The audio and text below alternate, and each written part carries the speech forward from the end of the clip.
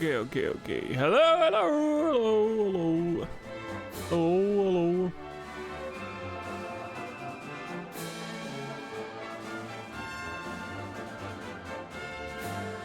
Okay. Continue. So, here's what happened so far. Eric finds himself held in a cell, but soon escapes with the help of Elijah, the sweet-natured slime he meets there, to fight their way out of the loathsome lair beyond the bars and emerge into the sunlight at last, only to be accosted by the spectral sentinel Indignus and a horde of horrible monsters. Outnumbered and overwhelmed, Eric gamely goes to work on the enemy's raid against him, but it soon becomes clear that he is in need of some serious help that Elijah can offer, but at a price. Though it may mean losing the memory of his beloved friends, he accepts anyway, and is granted a power that enables him to annihilate the opposition. But just as he is about to finish up by beating Indignus, the power leaves as quickly as it came, and a counterblow sends him soaring over the edge and into the clouds below. As he falls, someone calling herself the Seer appears, and leaves him with these words: "Where there's life, there's hope." He awakens to find himself on an unknown shore, a shadow of his former self, uncertain of who he even is.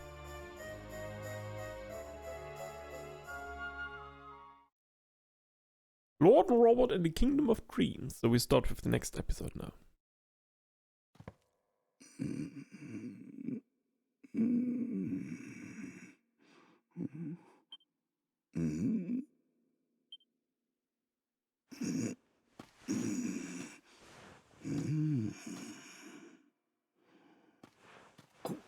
ここはどこじゃ？わしはなぜこんなところにおるんじゃ？おかしいの。ちっとも思い出せんぞ。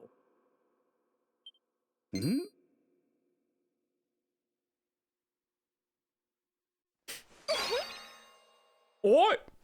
なんじゃと？まさか彼女は。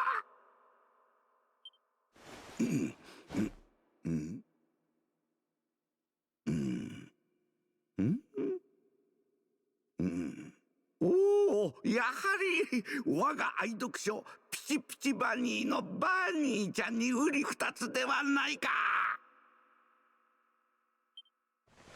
何が何やらわからんが、あのバニーちゃんならここがどこかもお耳に挟んでいるやもしれぬな。よし、そうと決まれば突撃あるのみじゃ。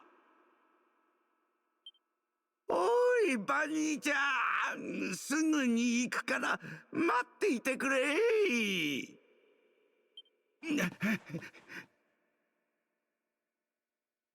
Wow.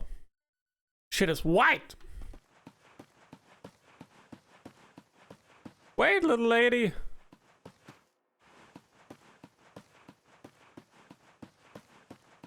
Hello?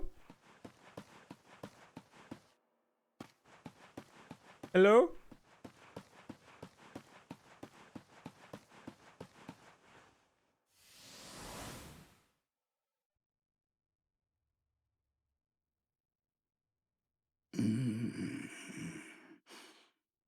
うん、何が起こったんじゃ？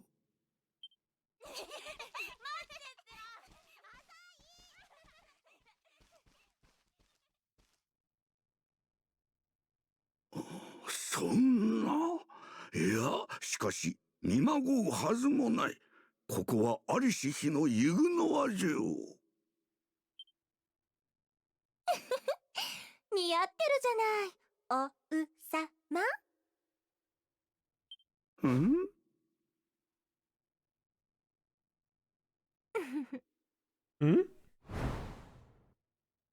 この姿はわしがユグノアにいた頃の。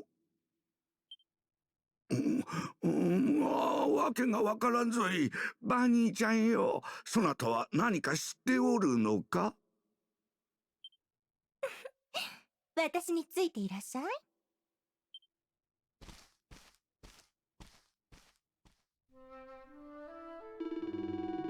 My bunny-eared pal headed off in the direction of the throne room, assuming this is the real Dundrissel Castle. Well, that's as good a place as any to head for, I suppose. I'll see what the folks on the way have to say for themselves. Hello? Forgive me, Your Majesty, but I can't allow you to proceed. There's a private meeting in progress. A private meeting? I'm the king! Oh, what's the matter, Your Majesty? You look like you've seen a ghost. Anyway, shouldn't you be heading for the throne room? You have an important audience, as I understand it. If you're late, the chief minister will have your guts forgotten.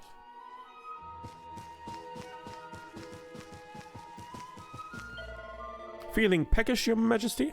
Off to the kitchen on one of your wee snack hunts?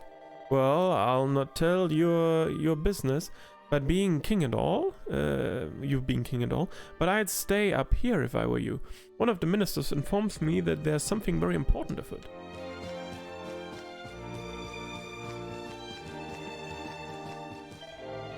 Good day to you, Your Majesty. It's another peaceful day in the wonderful kingdom of Dundrissel, and we owe it all to your enlightened rule. Now to business. Sure.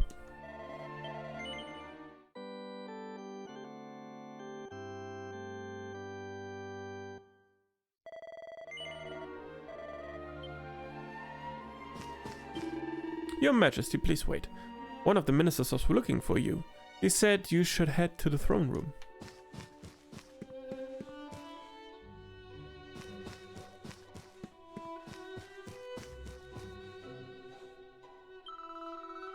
Are you busy, Your Majesty? When you finish whatever it is you're doing, let's play hide and seek again. If I'm good and practice hard, I'll grow up to be as big and strong as Sir Erwin. Won't I, Her Majesty? Your Majesty, yes. Hehe, I knew it. I can't wait to grow up now.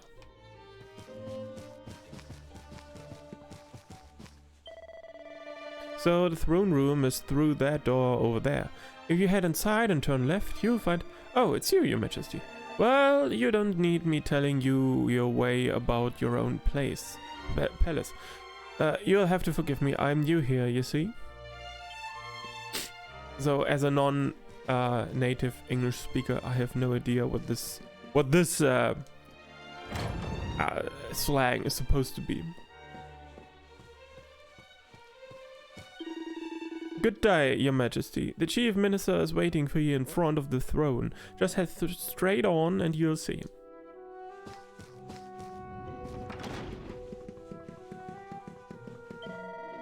Oh, there you are, Your Majesty. The Chief Minister is waiting for you by the throne. Perhaps he can retire their chambers after you've spoken with him.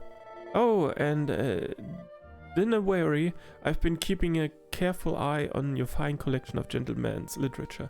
The maids won't be throwing it away on my watch. Tiny floor, RTX on.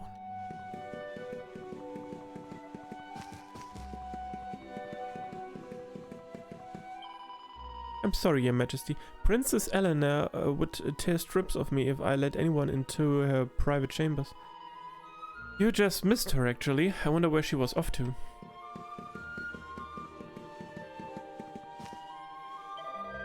So, he's finally summoned the courage to do it, has he? Oh, Your Majesty, I didn't see you there. I hope you're keeping well. I've heard he's finally going to do it. You know what I'm talking about, don't you? Oh, Your Majesty, we were just discussing nothing at all.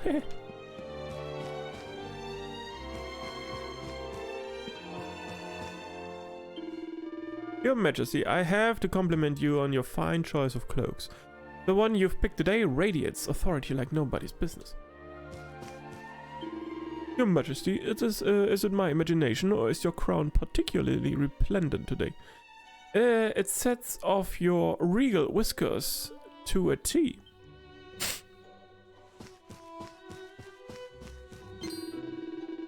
Ah, there you are, Your Majesty. I've been looking for you everywhere.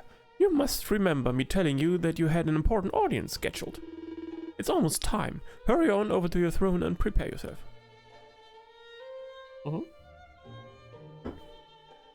Okay, so which one's mine? You've no business with the Queen's throne just now, Your Majesty. Hurry on over to your own. Quickly, they'll be here any moment. Sorry. Yes, of course. How could I misinterpret those two exactly identical thrones? Take a seat until the audience begins, yes.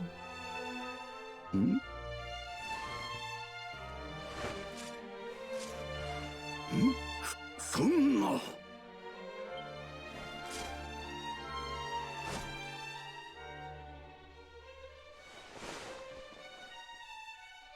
ごきげんよう、お父様。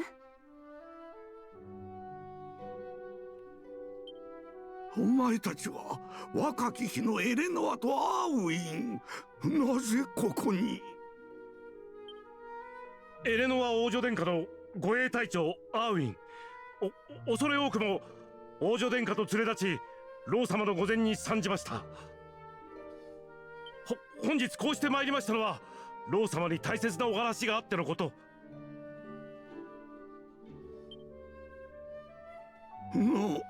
なんじゃ話とは。申してみるがよい。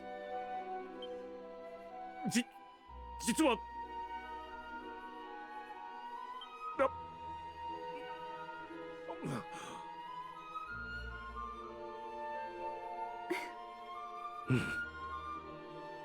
実はこの私と王女殿下の婚約をお認めいただきたいのです。アーウィン、一介の兵士に過ぎぬ私には不相応な願い、それは承知しております。しかし不肖ながらこのアーウィン、王女殿下のため鍛え上げたこの剣、そして揺るぎなきこの思いの強さは世に並び立つものなしと自負しております。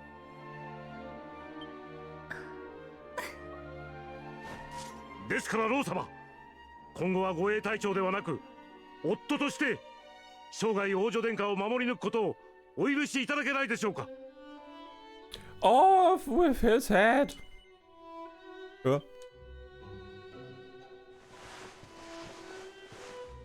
断る理由なぞありゃせんわい。わしは知っておるぞ。お主はエレノアの伴侶になる男じゃ。お父様。アーウィンよ、我が娘をよろしく頼んだぞ。はい、ありがとうございます、老様。なんだかめでたい。おめでとうございます。素晴らしい。アーウィン様。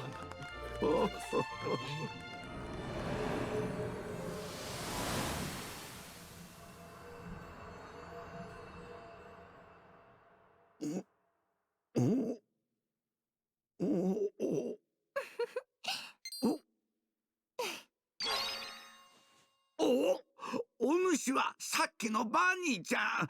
今までどこに行っておったんじゃ。そしてこの場所は一体。 Gone, sir. They're all gone, and we have returned. 懐かしかったでしょ。次も楽しんでいってね。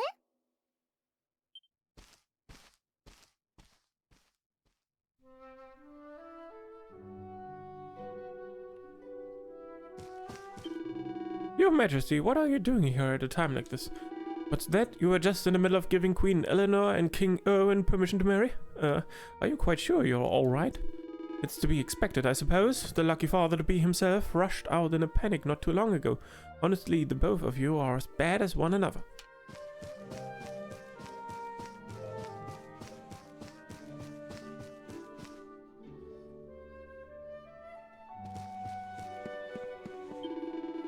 Your Majesty, is everything alright? You're looking a wee bit befuddled, if you don't mind me saying so.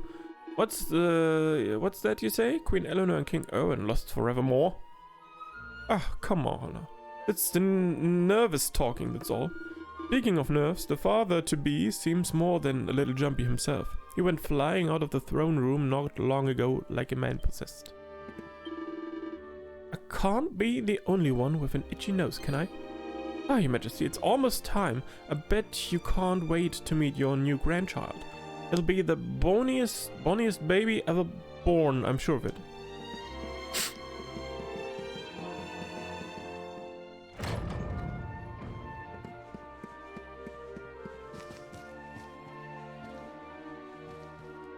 It looks like an old diary of Raps. Raps taken from the shelf as a closer look. Ever since the day I'd ceded the throne to young Erwin, the lad has poured his heart and soul into making Dundrissel the greatest kingdom it can possibly be.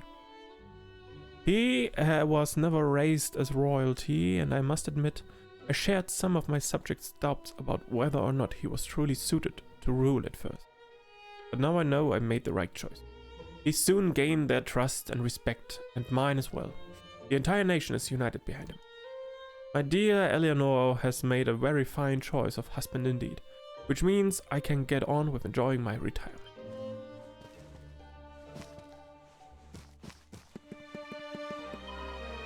Achoo! Forgive me, Your Majesty. The maid who brings your dinner dropped a pot of pepper, and now I can't stop sneezing. I just hope none of it drifts into the Queen's room. I'm sure she's having a hard enough time of it already. Achoo! Yeah, my nose is very itchy today as well.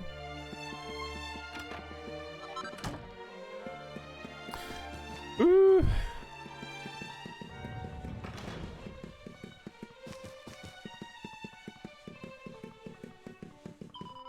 Your Majesty, the Queen needs quiet and rest right now, and plenty of it. I know you want to see her, but please give her some time.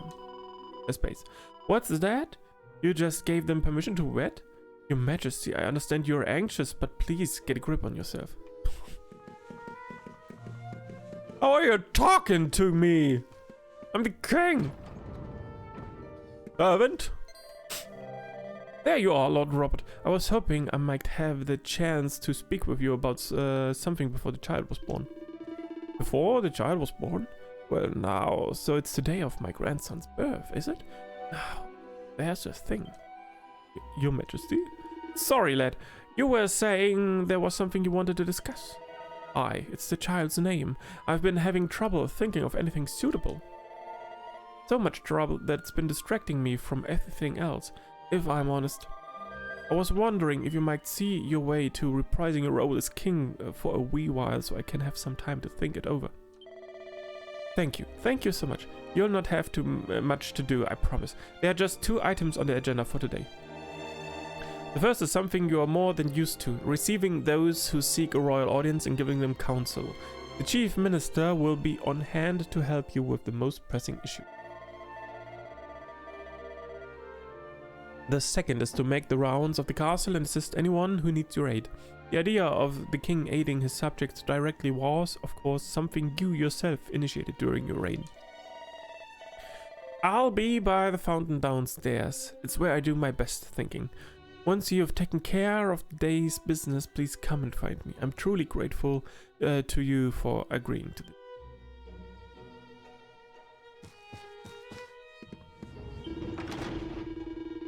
You're looking mighty purposeful, Your Majesty. Have you seen some important business afoot? It's nice to see you striding around the castle with the air of a man in charge again. Takes me right back to the old days.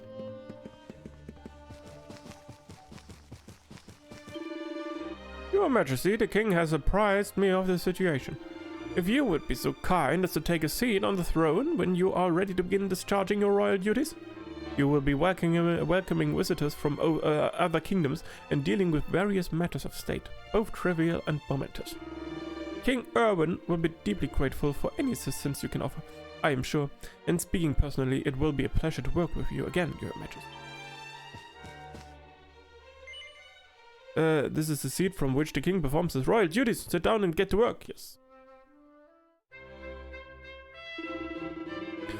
Now let us commence with today's itinerary.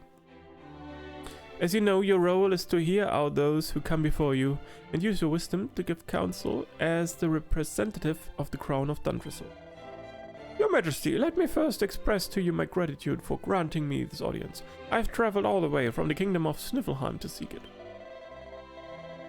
The matter I wish to bring before you today has been greatly exercising the ruler of my land. He very much desires to seek the counsel of the crown of Dundrissel, paragon of peace and prosperity. Go on. It regards a royal treasure that has been handed down from generation to generation of our royal line. It is known as the Blue Orb, and alas, it has vanished, presumed stolen. King Gustav has used every means at his disposal to try to identify the thief and recover this most precious heirloom, but to no avail. However, a list of likely culprits has been identified, 4 to be precise. Sadly, there is insufficient evidence to conclusively identify the thief, and so we find ourselves at an impasse. So you need to whittle down your list of subjects, but you've no clear means by which to do so. Alright, let's have a wee think. The first thing is to identify the likely motive. What reason might the person have to want to get their mitts on this blue orb? For the money! A treasure like that would bring in a pretty penny, I'll warrant. Aye, that'll be why the thief did it now. Next, we have to consider the matter of means. You can't just walk in off the street and help yourself to the pride of the royal treasure house. So what kind of person could have done it? Master of disguise. Aye, that'll be it. The thief must have disguised himself as a guard or such like and strolled right on in without anyone looking at him twice. Which leads me to conclude that our culprit is an experienced professional thief. Go back and line up your suspects. Tell them that the orb they stole was a fake, and that whoever took it must have been an amateur and a fool. Any innocent party will surely see the funny side, but one person certainly won't crack a smile. The veteran whose skills you've called into question. A marvelous display of deductive reasoning, Your Majesty. With your blessing, I shall return to Snivellheim and inform King Gustav of your counsel. This is your final judgment on the matter, I take it? Yes. The kingdom of Snivellheim owes you a great debt, Your Majesty. I shall journey back there immediately and share your shrewd insights with the king. The envoy from Snivellheim hurries home, looking very pleased indeed. I must commend you on your wise counsel, Lord Robert.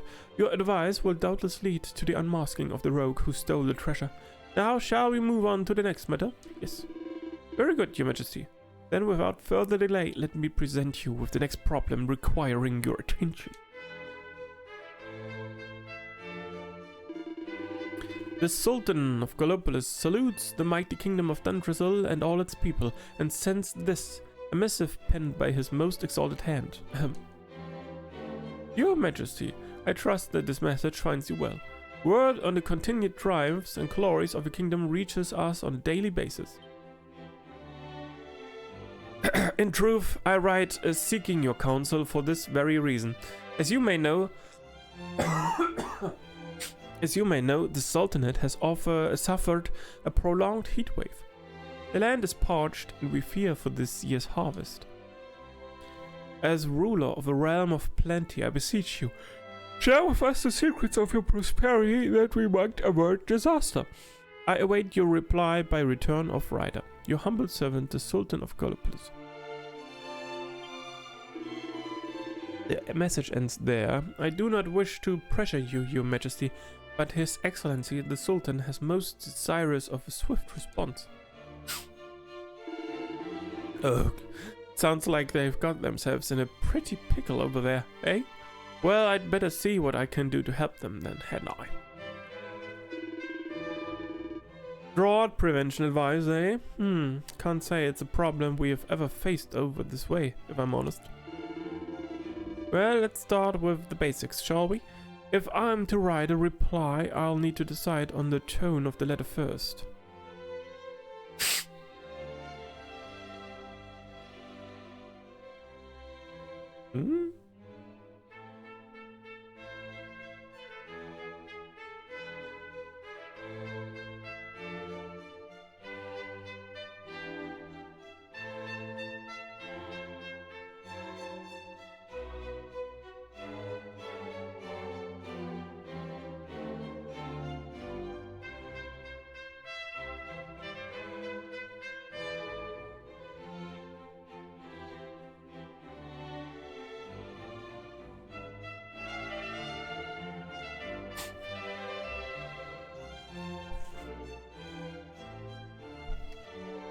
Somewhat stern, unfailingly gracious.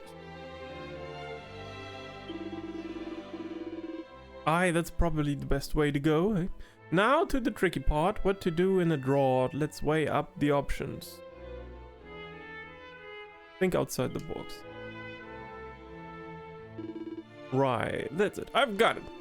Quick, take this down before I forget. My dear Sultan, I understand your kingdom is suffering a bout of searingly hot weather. No doubt sales of ice cream and swimsuits are going through the roof. Of course, I do not wish to make light of your predicament. I simply wish to show you that by changing the way you think about something, you can turn a crisis into an opportunity. What I suggest is that you inspire your people to think of radical new ways of cooling down. Leave it to their imagination and see what they come up with. Hopefully it will involve swimsuits and lots of them. That's the one. Get that all written up in your best fancy handwriting on one of those nice scrolls. A marvelous missive, your majesty. You don't mind me saying? Now, just to confirm, you're happy to me, right? That's... No. Not really. Let's try somewhat stern. Outside the box.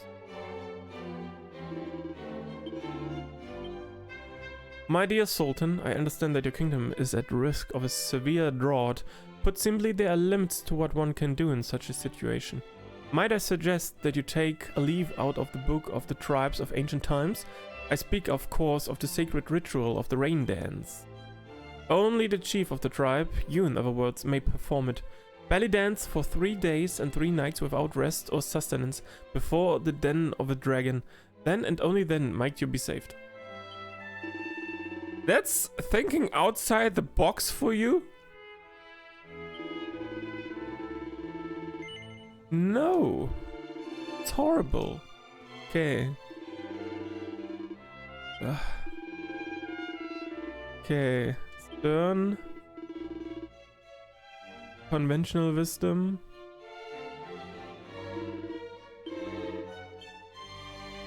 My dear Sultan, I understand that your kingdom is at risk of a severe drought. Put simply, this is the test from on high, and any ruler worthy of the name must be able to rise to such a challenge. I do not wish to sound unduly harsh, but rather than asking the rulers of other kingdoms for help, you must look closer to home. You must believe in yourself and in your people. Lead them, inspire them, encourage them to till the soil with all their hearts, and new crops shall surely spring forth given time. But you must be strong, you must be a beacon in this time of need. I guess so.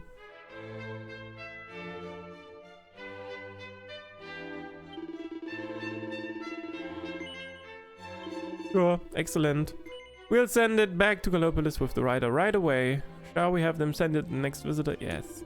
Very good, your majesty. Then without further delay, let me present you with the next problem that requires your attention. What the fuck? As I'm sure you're aware, there are pugilistic tournaments held regularly in the town of Octagonia, where fighters from all 4 corners of the world compete to prove their worth. Naturally, there's no shortage of young hopefuls keen to represent Dundrasil in the next grand event of this kind. To that end, I wish to present you with our kingdom's 3 final candidates. One is a bear! Who better than a fighting man like yourself, Lord Robert, to assess their potential? If it please your majesty, could you step forward and pick the one you think might be champion in the making? What the fuck? Please, your majesty, if you would pick, if you would be so kind to engage each of the candidates in conversation and pick the one who catches your eye.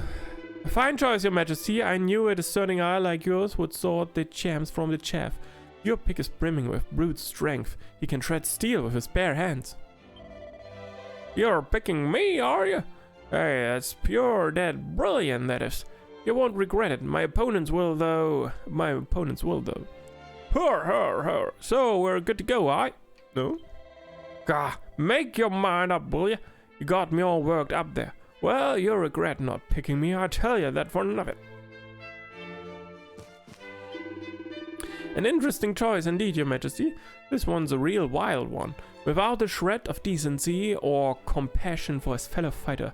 An animal who will stop at nothing to achieve victory. I can't bear some of the things people say about me. You know, I'm not that bad, honestly. So, are you going to tease me or what? Oh well, I suppose I'll just have to grin and bear it. This is meant to be a tournament for humans after all. They are welcome to it. Who are you? A typically discerning choice, Your Majesty. This fellow is blessed with that rarest of fighting talents, luck. He's made it through all of his qualifying bouts without conceding a round.